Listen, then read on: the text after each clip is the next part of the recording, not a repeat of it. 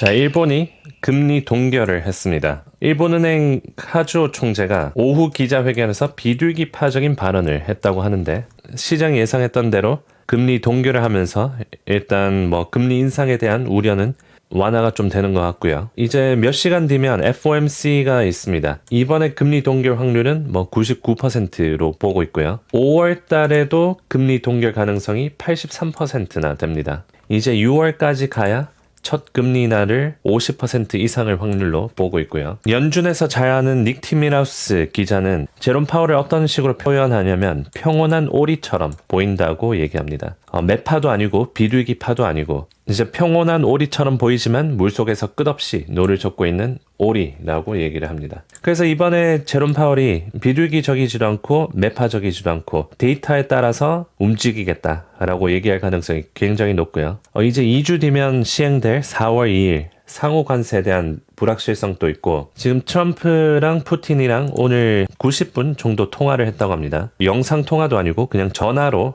한 90분 이상 얘기를 했다고 합니다. 지금 트럼프랑 푸틴이랑 어느 정도 협상을 해놓은 상태고요. 에너지 시설을 30일 동안 안 하고 조건을 계속 찾아가고 있는 상황입니다. 거기에 오늘 젤렌스키는 우크라이나 없는 이런 토론은 의미가 없다라면서 또 강경 발언도 했고요.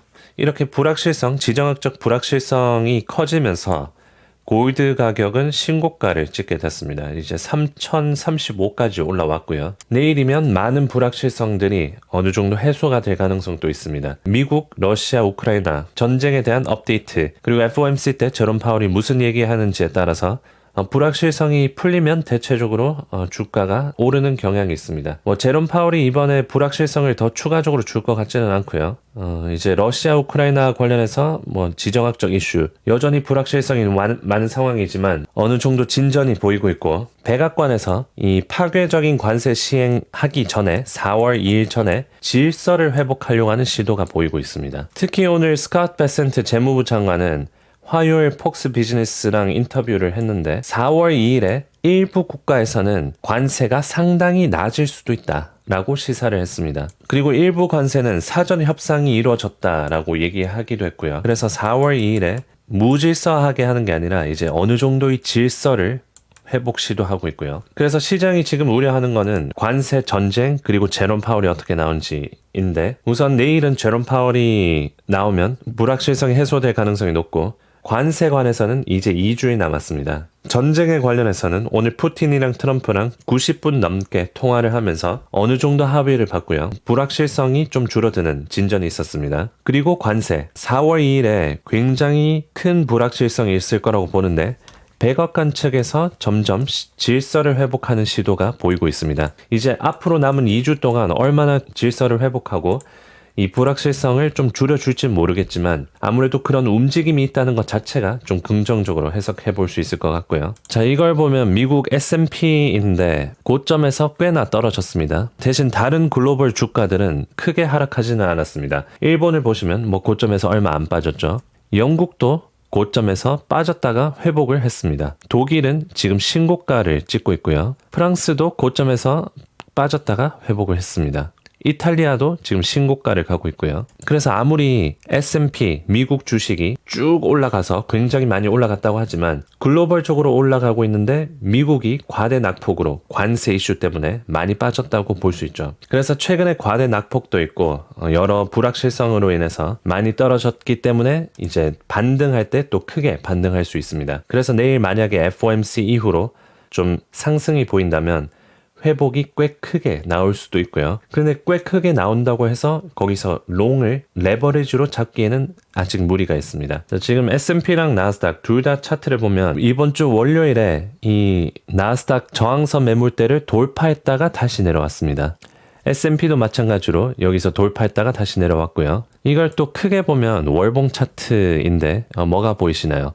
2020년도 때 코로나가 오면서 이제 양적 완화, 돈을 엄청 많이 뿌리면서 주가가 쭉 올랐습니다. 물가지수 같이 올랐었고요. 그런데 2022년부터 이제 금리를 올리기 시작하죠. 그러면서 이제 양적 긴축을 하면서 주가가 이렇게 떨어집니다.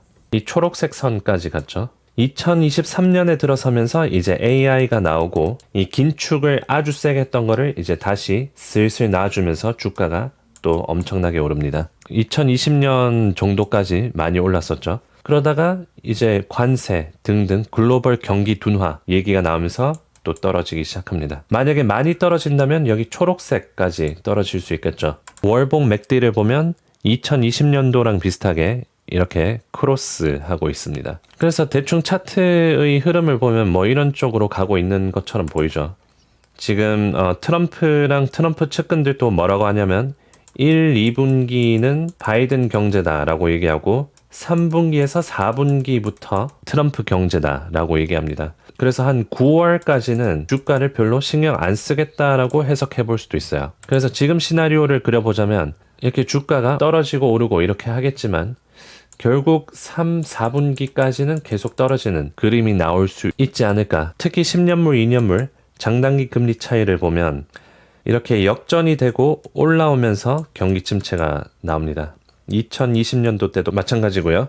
역전이 됐다가 이제 올라오면서 경기 침체. 역전이 됐다가 올라오면서 경기 침체. 2008년도 때였고요. 2020년도 때도 이제 역전이 됐다가 올라오면서 경기 침체. 이번에도 역전이 되면서 올라오면서 경기 침체 나올 가능성이 또 있어 보이죠.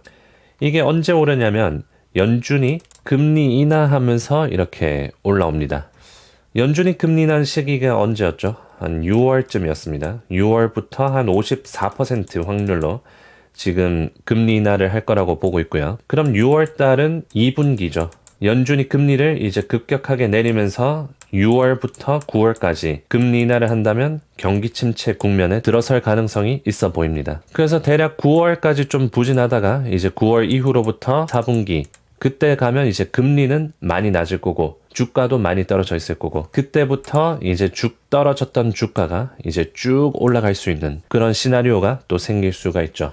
떨어지는 건 얼마 안 떨어집니다. 진짜 길면 2년 정도 떨어지고 뭐 대체적으로 6개월 정도 떨어지다가 이제 그 이후로 뭐 올라가는 건 평균적으로 한 2년에서 길면 5년까지 주가가 계속 올라요. 뭐 물론 떨어지고 오르고 하겠지만 크게 보면 이제 부일장으로 보면 뭐 길게 보면 2년에서 5년 정도 올라가죠. 그래서 여기서 이제 6개월 정도 떨어지다가 2, 3년 아니면 뭐 5년까지 계속 올라가는 겁니다. 지금 그런 시나리오를 그려볼 수 있을 것 같아요. 그래서 요약을 하자면 일단 일본은 금리 동결을 했고 그리고 일본도 금리 인상을 언제 할 거냐면 6월쯤에 할 거라고 합니다. 아직 뭐 3개월 정도가 있는데 그때 뭐 시기가 좀 비슷하죠. 미국은 금리 인하를 하고 일본은 금리 인상을 하고 그래서 이번 FOMC 이후로 반등이 나오면 이제 꽤 많이 오를 것 같습니다. 주가가 단기간에 많이 떨어졌기 때문에요. 그런데 만약에 이제 다시 신고가 근처까지 와주면 여기서 이제 더 살 게 아니라 방금 언급한 이슈들 때문에 이제 매도 쪽으로 가면서 3, 4분기 때 주가가 다시 오를 기대감으로 시나리오를 짜보면 어떨까 하는 생각이 듭니다. 여러분들은 어떻게 생각나요? 댓글에 남겨주시고 그럼 다음 영상에서 또 시장 인사이트로 돌아오겠습니다. 도움이 되셨으면 좋아요 한 번씩 눌러주시고요. 다음 영상에서 뵙겠습니다.